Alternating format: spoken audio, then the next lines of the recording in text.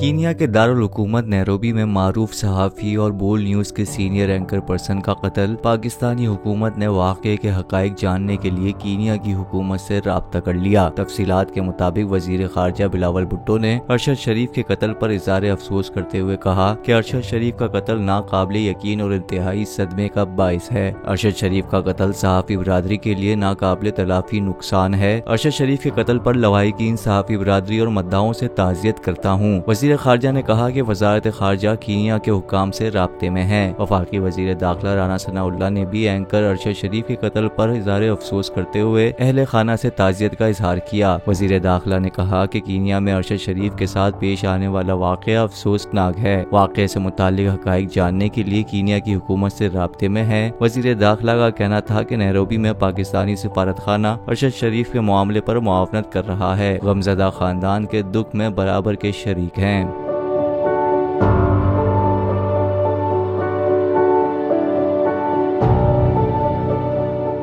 एक बार फिर नंबर 1 बोल न्यूज ने एक बार फिर सारे रिकॉर्ड तोड़ दिए। 8 दिन के अंदर अंदर लॉन्ग मार्च का ऐलान हो जाएगा। इलेक्शन पे तवज्जो करते और इसके बाद जो है हम इसको निपटेंगे। बोल का प्रोग्राम नेशनल डिबेट 11 बजे की स्लॉट में सबसे ज्यादा देखा गया। बंद गली में तो नहीं फंस गया है कि फाइनल कॉल की अनाउंसमेंट ही नहीं होके दे रही। वो बंद गली पहुंचते पहुंचते वजीर आज़म की कुर्सी तक पहुंच गए। 68% सार्फिन ने सिर्फ बोल देखने का इंतखाब किया क्योंकि बोल है नंबर 1।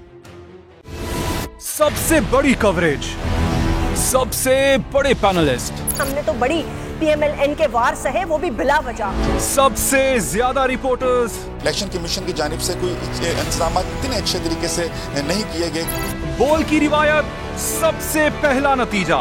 अहम खबर है बहावल नगर भी कप्तान का PTI कामयाब, मुकम्मल गैर हतमी गैर सरकारी नतीजा सिर्फ बोल न्यूज पर। लम्हा बा लम्हा इलेक्शन की खबर सिर्फ बोल पर। सब्सक्राइब करें और बेल दबाएं ताकि कोई खबर रह न जाए।